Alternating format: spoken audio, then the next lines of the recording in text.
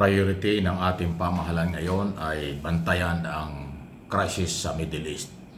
Katiyakan ng mga Pilipino dyan po sa gitna ng silangan dahil sa tumitindi na hidwaan po sa pagitan ng Amerika, Israel at ng Iran.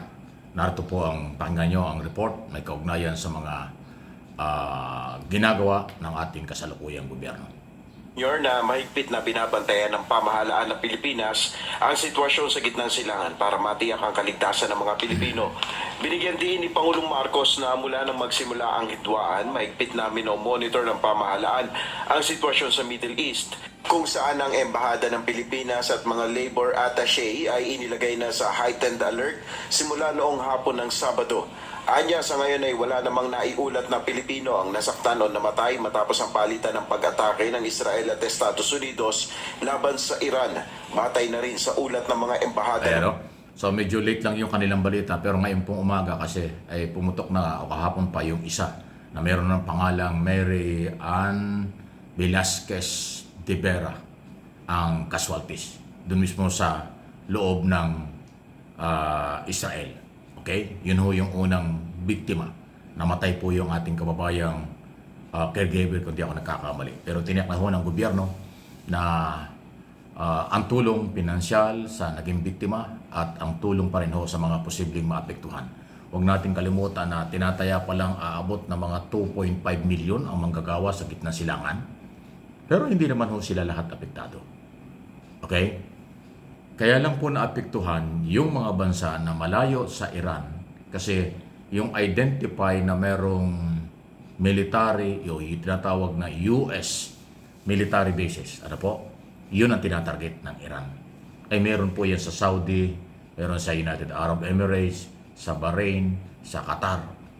Ayan po yung mga identify sa Kuwait.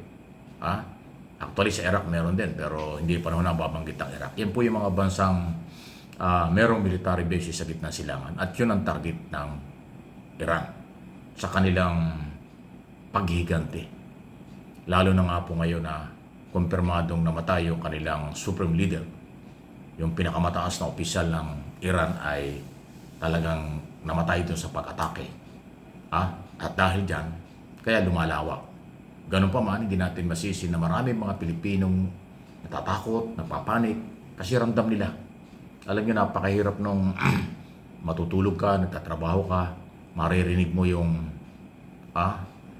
tunog ng mga missile, tunog ng mga kung ano-ano na may kaugnayan sa kaguluhan. Napakahirap nun. Pamilya ang Pilipino nakatira dyan sa gitna silangan. So, ang lumalabas ngayon, ang target military bases ng Amerika sa tinatawag nating Gulf region. Kaya lang may mga ibang establishmento na tinatamaan din o naaabot. Kasi kung hindi 100% accurate or nasisentro ng Israel yung mga military bases ng Amerika, ay siyempre yung iba tinatamaan malalapit doon. Pero huwag kayong magpanik. Yung pong mga OFW yung malayo sa mga US military bases sa gitna silangan, safe kayo kasi hindi naman kayo target. Ang focus ay sa pagitan mismo ng Iran at ng Israel na matagal na nag-aawayan. Ang Amerika naka-red alert din sa buong Amerika, katunayan. Doon mismo sa buong Amerika, sa East at saka West Coast talagang naka-alerto sila. Yung lahat ng mga pulis nila, marshal nila, monitoring 24 hours kasi inaasahan nga nila or pinaghahandaan kung ano mang pamamaraan ang mga pagbawi, paghihigante ng mga Iranian kaugnay nga ng matapos mapatay ang kanilang leader. So expected dyan na gagalaw at nakahanda dyan ang Amerika. Muli nga ho nagpalabas ng statement si US President Donald Trump na huwag subukan, huwag maghigante, huwag magplano at huwag gawin ng Iran ang paghihigante matapos mapatay ang kanilang leader dahil hindi papayagan ng Amerika. Ulit-ulit na sinasabi ng Pangulo ng Estados Unidos na makikita sa buong mundo ang hindi pa nasasaksihan sa lakas at pwersa ng military ng Estados Unidos. Abay, delikado yan. Ibig sabihin kung ano ang ating nakita nung araw laban sa Iraq, laban sa Libya, or sa Syria at iba pang bansang sinubukan ng Amerika, abay baka mas malakas ngayon. Yan ang matindi at mukhang totoo. Kasi by air, by land, by sea ang operation. Nakita naman ninyo mga barkong pandigma ng Amerika nakapalibot, nakadeploy sa gilid ng Iran at labas ng Iran. Iba pa yung Air Force, yung Navy Air Force combination ng Amerika ay napakatindi. Computerized war na kakaiba ngayon kaysa sa noong araw. So, hindi ito pananakot, yan lang po kasi nangyayari. Kahit po ang malalaking international media sa Amerika, sa Middle East, European at sa lahat ng lugar ay talagang nasasyak dito sa nangyayari ito. Sa bilis na mga pangyayari. Yung mga warning, mga banta ng Amerika at ng Israel, hindi tinupad ng Iran, kaya nangyari ito. At dahil dyan, balikan natin ang OFW. Yung 2.5 million more or less ng mga Pilipino dyan sa gitna silangan, safe naman po kayo kung wala kayo doon sa Israel at Iran. Sa Iran, meron daw mga 10,000 OFW. Okay? At sa Israel, mga 30 o 30,000. So basta malayo sa mga facilities ng military, medyo safe kayo dyan. Kaya lang ho talagang bayani yung ating OFW, katulad itong namatay na si Mary Ann Velasquez de Vera.